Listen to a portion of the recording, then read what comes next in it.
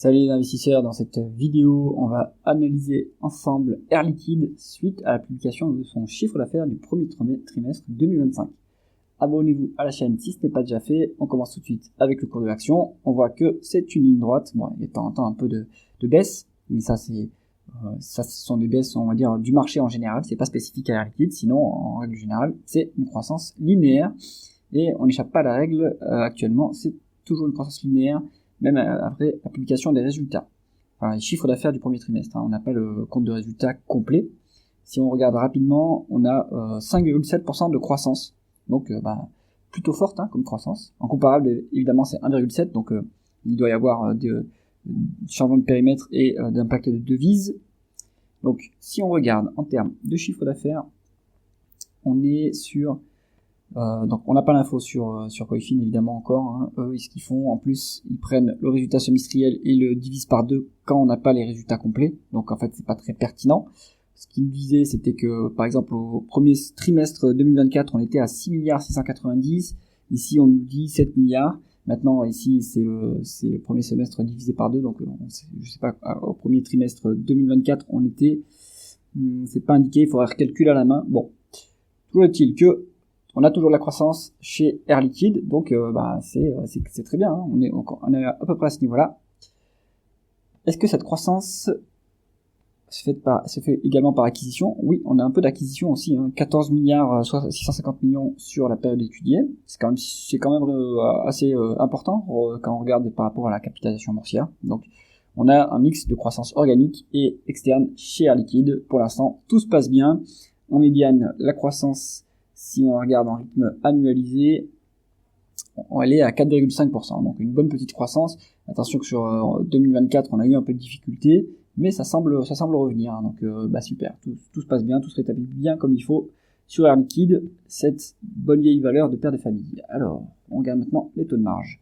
Taux de marge brut, au-delà de 60%, avantage concurrentiel, donc ça c'est très bien, on a une capacité à monter les prix, ou en tout cas à les maintenir.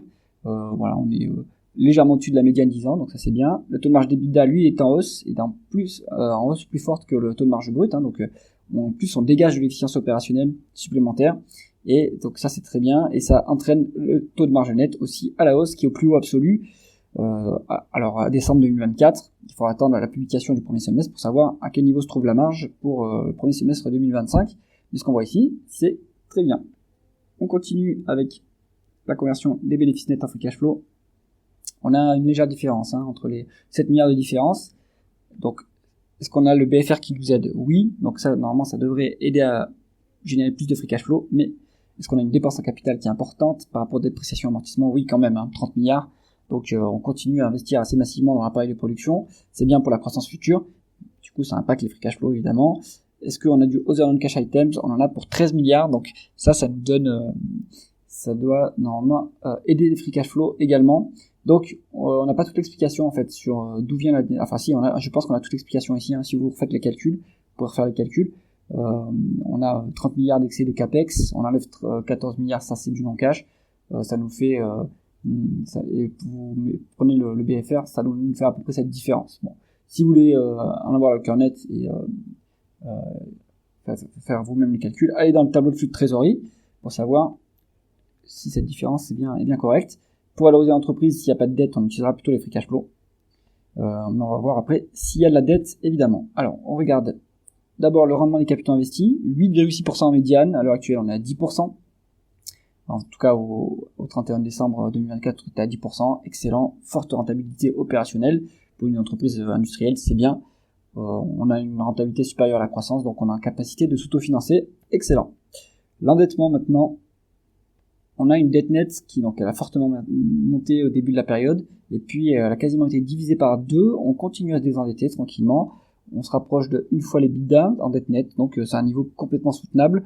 4 fois les free cash flow, donc pareil c'est raisonnable comme endettement, et puis ça va continuer à baisser, vu que la rentabilité est assez forte. Eh bien, on n'a pas forcément besoin de s'endetter outre mesure pour autofinancer l'activité. S'il y a des acquisitions à faire, évidemment, ils le feront avec de la dette. Mais à ce niveau-là, on est très solide sur le bilan d'Air Liquide. Maintenant, on va regarder la rémunération de l'actionnaire. On est sur un dividende de 1,7 milliard contre des free cash flow de 2,80 milliards. Donc attention qu'on est au-delà de 50% en termes de payout ratio si on regarde par rapport au free cash flow. Donc ce dividende, à mon avis, il va peut-être continuer à augmenter, mais pas fortement. Hein. Par la suite, là, on commence à atteindre un niveau qui va être élevé. Il y a pas vraiment, il y a de la dilution sur les actions, parce qu'il y a des actions gratuites qui sont offertes aux actionnaires de long terme. On a vraiment l'actionnaire qui a 1,9%. Bon, c'est pas incroyable, hein, mais c'est normal. C'est une société encore de croissance un petit peu. On va dire plutôt maintenant, je dirais que c'est plutôt un profil qualité. Hein, c'est plus trop un profil croissance, vu que la croissance est là entre 5 et 7%, 5-8%. C'est une croissance, on va dire, modérément élevée, mais on est surtout sur une rentabilité qui est très bonne et donc une très bonne qualité de dossier.